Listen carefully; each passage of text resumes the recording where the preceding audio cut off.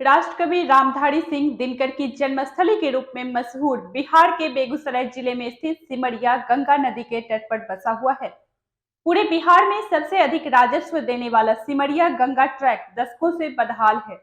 यहाँ कई घोषणाएं किए गए, लेकिन विकास कार्य कब से शुरू होगा इसकी जानकारी किसी के पास नहीं।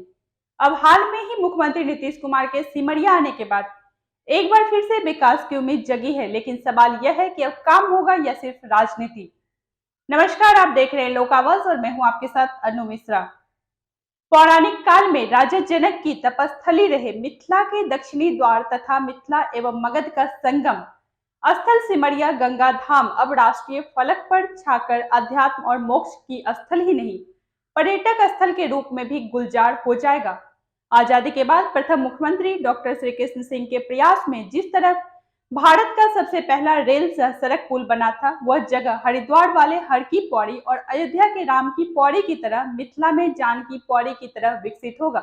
इसकी संभावना मुख्यमंत्री नीतीश कुमार के अचानक निरीक्षण से बढ़ गई है। मुख्यमंत्री नीतीश कुमार ने सिमरिया के विकास के लिए तैयार किए गए जिस ब्लूप्रिंट का गहन अध्ययन कर कार्यक्रम का खाका खींचा है, यह निश्चित रूप से एक नई आशा का संचार कर रहा है। मुख्यमंत्री ने सिमरिया गंगा धाम में पूर्व से स्थित पुल के दोनों ओर बन रहे 6 लेन एवं पूल रेल पुल को केंद्र बिंदु में रखते हुए स्नान घाट से शमशान तक व्यवस्था बनाने की जो तैयारी की है, यह तैयारी अब मूर्त रूप लेगा तो बिहार और देश के विभिन्न राज्यों ही नहीं, विदेश का भी ध्यान अपनी ओर खींचेगा। यहाँ 28 बिंदुओं पर कार्य की जो योजना बनाई गई, इस योजना को स्वीकृति देकर मुख्यमंत्री नीतीश कुमार ने अध्यात्म और मोक्ष के इस पावन धरती को न केवल नई ऊंचाई देने का प्रयास किया है, बल्कि मिथिला के मतदाताओं को भी विकास और अपने नए सोच का संदेश दिया है। सिमरिया में एक और कार्तिक महीने में सदियों से एक महीने का कार्तिक कल्पवास मेला लगता है, तो साल के 365 दिन यहाँ बिहार एवं देश के विभिन्न राज्यों और पड़ोसी देश नेपाल के लोग आते रहते हैं। प्रधानमंत्री नरेंद्र मोदी के नेतृत्व में दो नया आधुनिक तकनीक और पुल बन रहा है। सिमरिया में एक और कार्तिक महीने में सदियों से एक महीने का कार्तिक कल्पवास मेला लगता है, तो यहाँ राज्य के 365 दिन बिहार एवं देश के विभिन्न राज्यों और पड़ोसी देश नेपाल के लोग आते रहते हैं।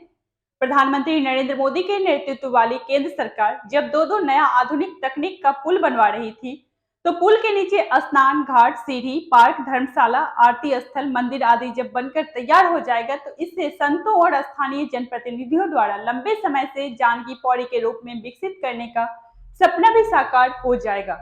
मुख्यमंत्री के कार्यक्रम के दूसरे पहलू पर गौर करें तो सिमरिया बिहार में खासकर मिथिला और आसपास के राज्यों के लोगों, सनातन धर्मावलंबियों के आस्था का प्रमुख केंद्र बिंदु है।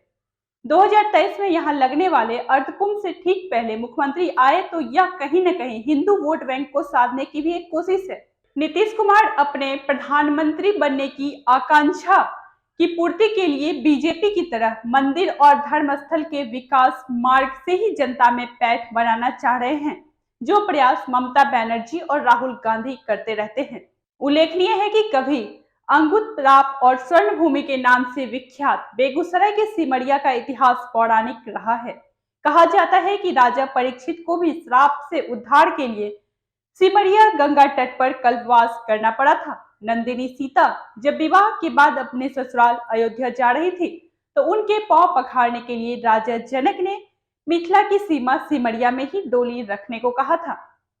तब राजा जनक ने सिमरिया पहुंचकर गंगा के किनारे यज्ञ और कार्तिक मास में कल्पवास किया था। तभी से यहाँ कल्पवास की परंपरा चल रही है। आजादी के बाद देश में गंगा नदी पर सबसे पहला रेल सह सड़क पुल सिमरिया में बना, तो लोगों की पहुंच आसान हो गई तथा बिहार ही नहीं, कई राज्य और नेपाल के लोग पहुंचने लगे। सरकार को सिमरिया घाट से 7 करोड़ से अधिक का राजस्व मिलता है, लेकिन विकास के नाम पर इसे शून्य कर दिया गया है। सिमरिया को विकसित कर जानकी पौड़ी के रूप में स्थापित करने के लिए सिद्धाश्रम के संस्थापक स्वामी चिदात्मन जी के नेतृत्व में अभियान शुरू किया गया, जिसके बाद जिले के तमाम जनप्रतिनिधियों ने एकजुट होकर सिमरिया को उसकी ख्याति और गरिमा के अनुरूप अंतर्राष्ट्रीय स्तर के पर्यटक स्थल के रूप में विकसित करने का प्रयास शुरू किया गया।